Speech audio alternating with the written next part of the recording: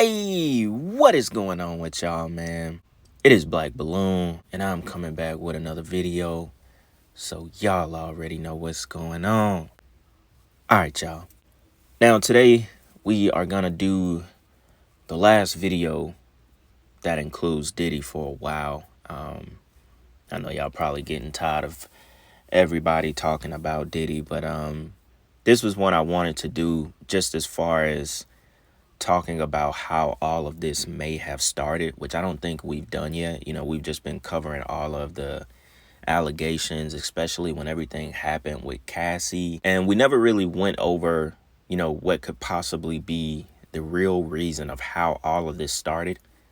You know, like a bunch of people say, did he pissed off somebody? You know, did he possibly the fall guy for something? You know, blah, blah, blah, right?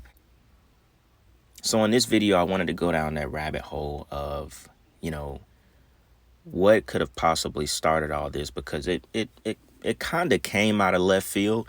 Now, I'm not talking about, you know, the rumors about Diddy. Of course, we've been hearing those and knowing those for years now. But as far as all of these lawsuits, you know, obviously something happened in the industry. Something happened that Diddy did, and all of this stuff just came out. Because remember, the thing with Cassie, especially that hotel footage, that footage was held for years.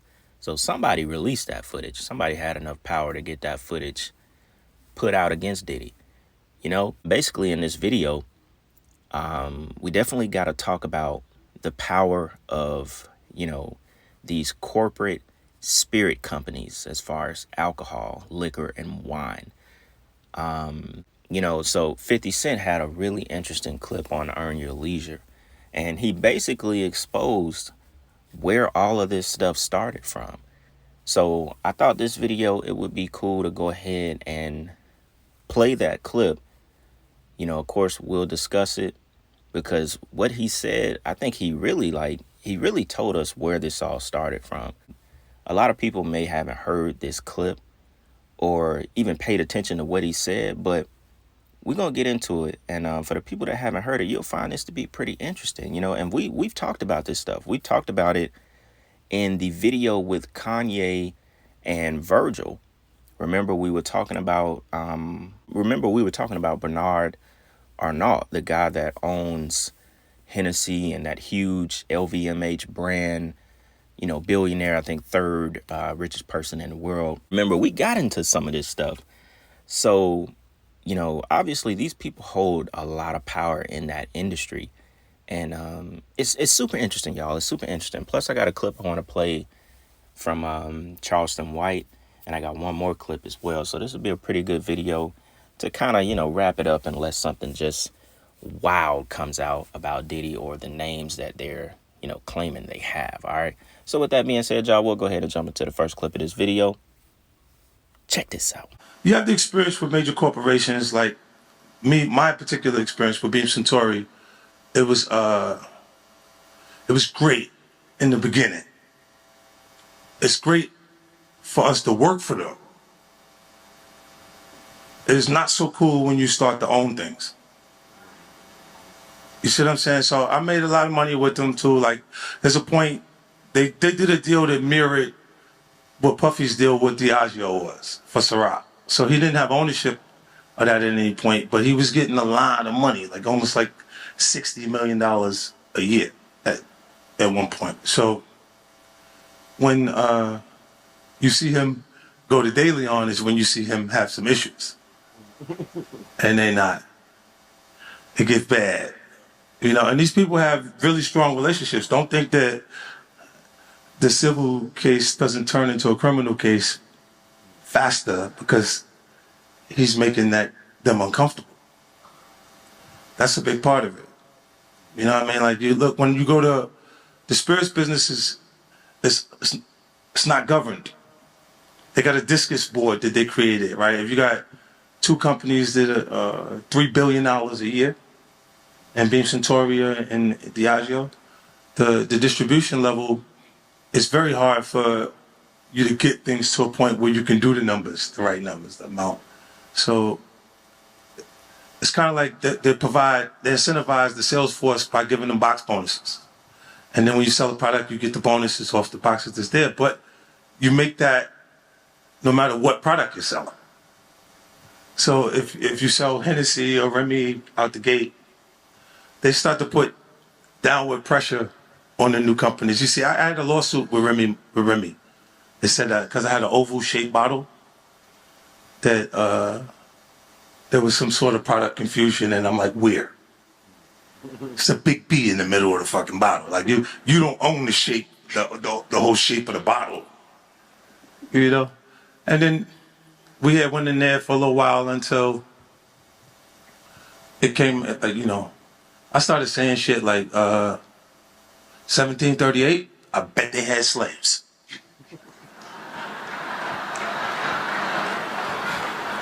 Then shit got uncomfortable, and it was like, look, relax, okay? Can we make donations to existing foundations to make you feel happy? But they do spend $63 million targeting African-American male consumers a year. Remy, specifically. So that's why that would be uncomfortable, me making those statements. And it's risk versus reward. It doesn't make sense to fight the fight. So they said, let's just let that go. Now, what was very interesting to note that clearly sticks out of everything 50 Cent said in that clip. There were two things, actually. He said, don't think a civil lawsuit will turn into a criminal lawsuit when you start to make them uncomfortable. That is as blatant as anything. So, what he just said was they will quickly, go against you, turn this civil lawsuit into something criminal, dig up stuff from your past, dig up stuff from what you are currently doing when you make them uncomfortable. And now, you're pretty much going to bow down to them because you're not going to want anything that they have on you to come out. And I thought that was wow. He basically just told you what it was, why all of this stuff is happening. It doesn't mean that, it's not true. Obviously, this stuff is true. But, this is what started the, I guess, trickle down effect for Diddy.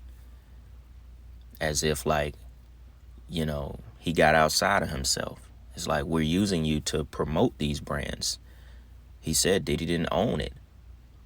We're using you just like all these other rappers, Rick Ross, 50 Cent himself, all these rappers that get into stuff with these spirits and alcohols. We're using you to promote this. We're allowing you to make millions and millions of dollars. But as soon as you try to go against us, sue us, and try to own something in your own name, now we really gonna show you who's boss. So it's like, even, you think Diddy is someone powerful, a billionaire, he's this and he's that, but he's still really owned and used as like a toy to these people. Remember what Kanye said. He said racism and all that stuff in Paris and London, he said that is a whole nother level over there. This is the stuff Kanye really goes in on right here. Because he recognizes the barriers that you still can't get in front of as like a black artist or a black owner of anything, really. And you look at it with Diddy, most people don't know that. These dudes don't own these alcohol brands, these spirits, these wines. They're brand ambassadors. They're promoting this stuff to the culture. This is what we talked about in that video. I'll link the video. Go back to the one with Kanye and Virgil. We were talking about this with Hennessy. How it's literally promoted to black people, to rappers. What did 50 Cent just say? He said, Remy, they spend $63 million a year promoting it to blacks, to black Americans. Young black people. Imagine the return from that investment. You think a company is going to spend $63 million, to promote it toward a certain demographic of people just to make 100? No, they are raking. Imagine that. Nobody is dumb enough to spend 63 million without the return being massive. And that's just Remy. And he made a point to say that. He said, that's just Remy. That's not Hennessy. That's not any other brand, you know? So these companies know exactly who to promote their product to. And honestly, this is just like anything else. When people be like, oh, why y'all, you know, black folk, why y'all still buying Gucci, all these racist brands? Bro, it's the same thing with alcohol. They are literally just raping your pockets and then raping your soul right up out of you because you continue to drink these demonic ass spirits from Remy, Hennessy, all these tequila brands. Yo, it's the same thing. And it is crazy to actually hear him say how much they spend a year promoting this product to a certain people. Listen to that. This is an AP News article, right? Now, this article was going into the lawsuit that Diddy had withdrawn against Diageo, right? As a part of a settlement.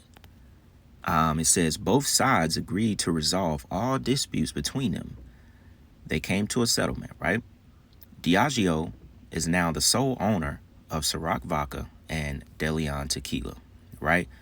Which are two brands that Combs had promoted in the past and has no business relationship with Combs going forward. That's all he was, y'all. Just a brand ambassador. It says Combs signed a deal to promote Ciroc in 2007 and purchased DeLeon with Diageo in 2013.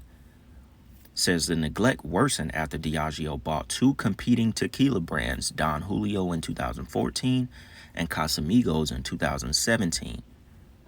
Diageo owns more than 200 brands, including Guinness Beer and Tanqueray Gin. Combs, who is black, also accused Diageo of racism.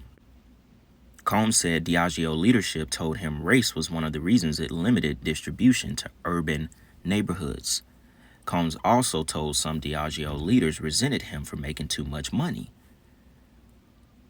which means certain brands they were pushing on, you know, other places more than urban neighborhoods. They were picking and choosing. And now this is the biggest part to notice. This is from the AP article. So whoever wrote this knew, you know, this was something that could have started everything with Diddy. This article was wrote back in January of this year. It says Combs' reputation took a serious hit after the lawsuit was filed. In November, he was sued by R&B singer Cassie. Remember, that was back in 2023 when Cassie sued him. This lawsuit, I think, was in May or March in 2023. So we're talking about no more than 5 to 6 months later, he was hit with the first big lawsuit from Cassie that started this whole thing that is leading up to right now. So you got to think, why would this article say that? Combs' reputation took a serious hit after the lawsuit was filed. Meaning they may have settled this thing out, but that's it. They even said no further details of the settlement were released. So whatever happened, you know, they was like, all right, cool. We got you. You're going to try to sue us, call us racist, do all of this. All right. We finna put your ass right back into your place. Meaning you don't mean shit to us. This is a company that Warren Buffett, people like him, have stakes in. Like over 250,000 shares in Diageo. So we're talking about big business, billions of dollars. London-based spirits giant. I think they're like the biggest manufacturer of spirits. So you have to think about how much money and how much power these companies really have. You know, these are people you most likely will never see. But you only really even know about it because some of these rappers and, you know, people who you think are billionaires and people who you think are super rich are connected to it. But really, these people are just ambassadors, y'all.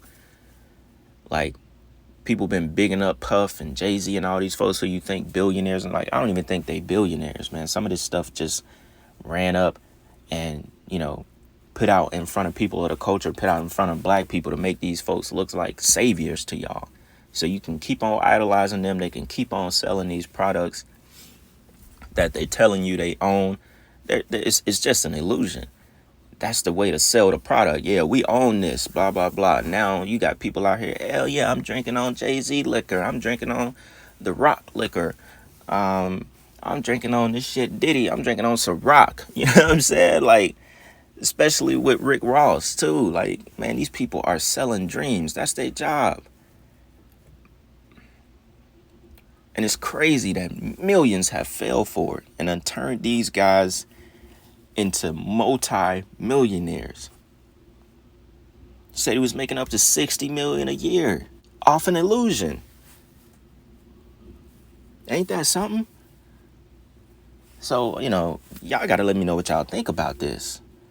Cause man, you know, it's crazy to read this stuff when we really dig into it, right? Now, on this part of the video, I also want to play a clip from Charleston White, and he just kind of, you know, it wasn't really like an ignorant clip or anything. He just kind of goes in on what he thought about the whole Diddy thing and, you know, the power structure at the top of, you know, these companies and how evil, you know, is in high places. And I thought it would be a good clip to go ahead and add to this video.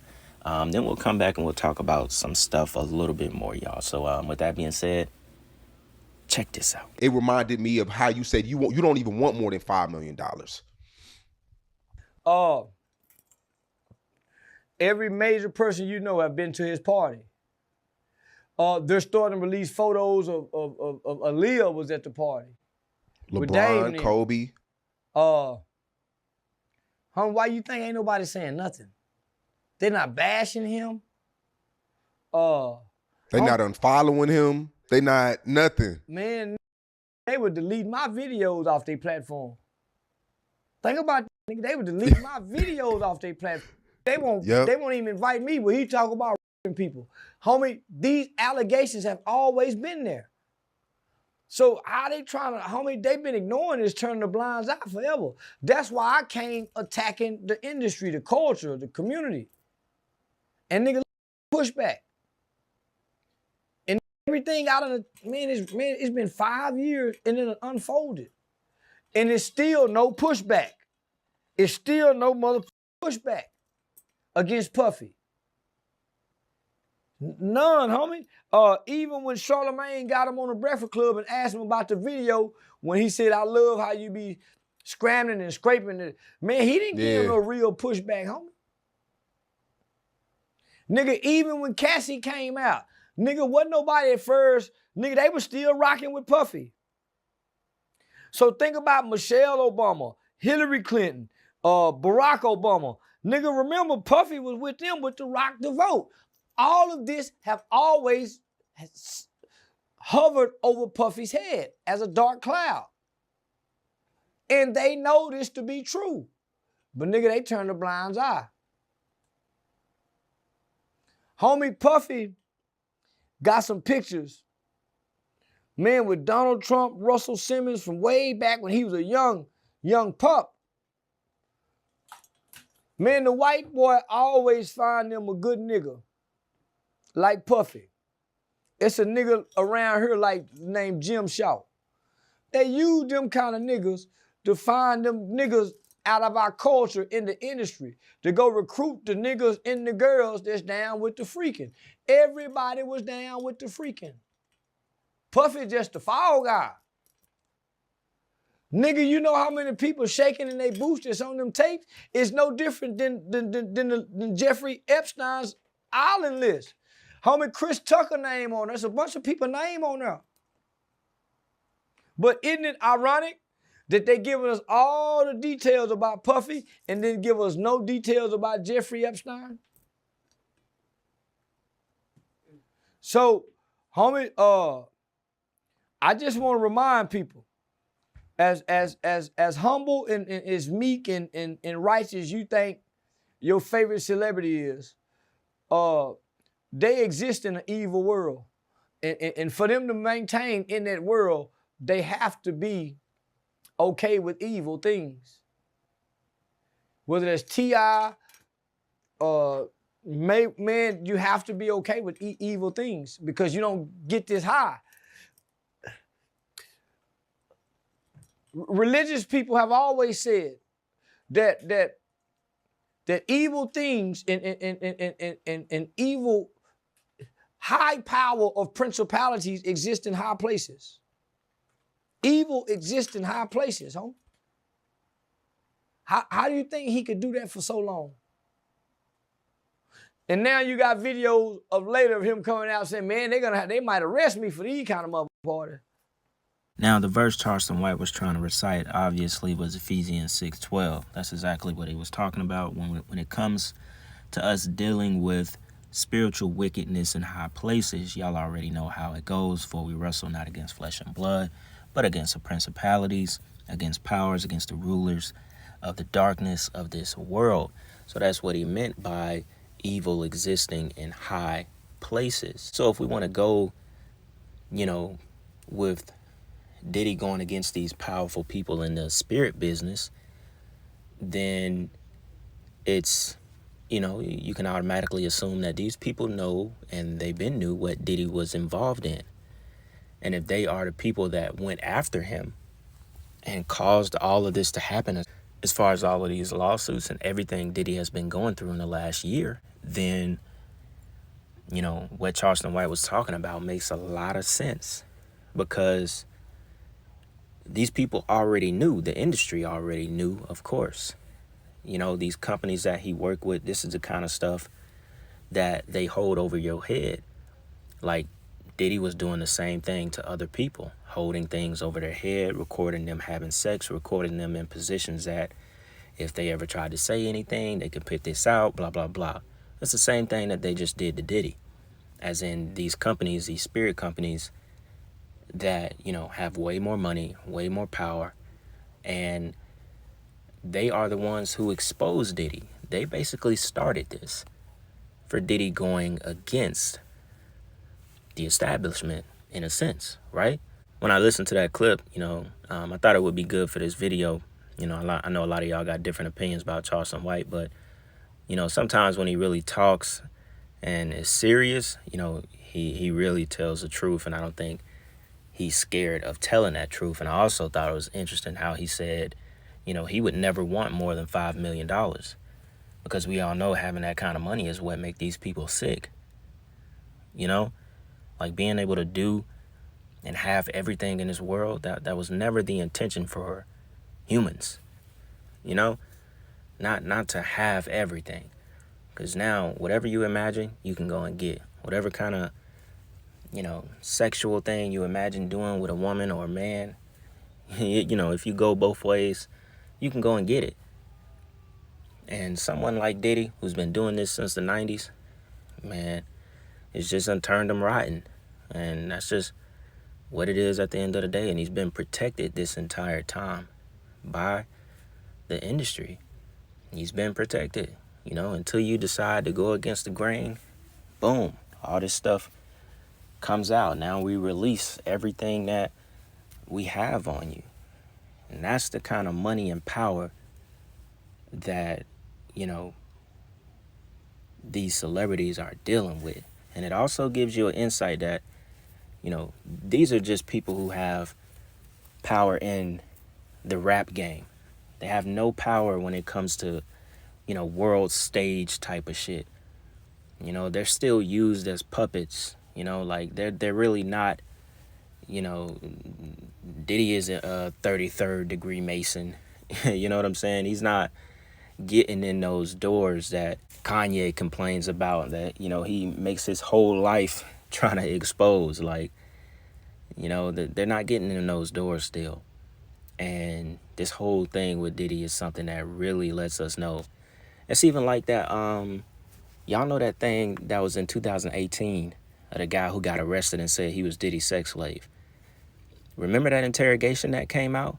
I think it was in Miami. The detectives that was questioning that guy, I think his name was like Jonathan Odie or something like that. Forgive me if I'm wrong. But they had no idea what this dude was talking about. I had sex with Cassie and Sean. Basically, he would masturbate and tell me what to do with Cassie. I had like 15 encounters, and I heard a lot of business. Because what they would do is Sean talks a lot on the phone and on the TV with speakers and stuff, and I was like a sex slave. Okay, for them that's what I was. I caught herpes, and I came back and I sued him for the herpes and won. But did Mark Erebos and Ben Mercedes were his attorneys, okay? And Christopher Leons here was my attorney. They asked me to turn in that, which was the video recording, and I did so. They gave it back to me accidentally, and it's possible, I threw everything out, it's possible I can produce a copy. He said, I'm Diddy and Cassie's sex slave. I have sex in front of Diddy with Cassie, and he tells me what he want me to do to Cassie. This is in 2018, y'all. So, and this came out, this resurfaced when all this stuff happened. So you got to think about that. You know, I don't think the internet just pulled that clip out of thin air. I think, you know, the people who were behind putting out all this information about Diddy, they made that footage resurface, or they found that footage, or I don't know, but it's not a coincidence that this guy just randomly said, he described exactly what was in the lawsuit when Cassie filed it. And that's actually crazy. So that lets you know, man, these people got power. And, you know, Diddy paying for going against it. So, yeah, y'all, I think that'll go ahead and wrap up this video. Like I said, you know, I just wanted to cover, you know, the possible reason on why all of this started in the first place. So, y'all let me know what y'all think about that, man. What's y'all opinion? If anything I missed, you know, y'all be sure to let me know in the comments. Whatever y'all want to see next on the channel, man, let me know and we'll get to working on it. And with that being said, it's Black Balloon, and I'm going to see y'all soon. I'm out.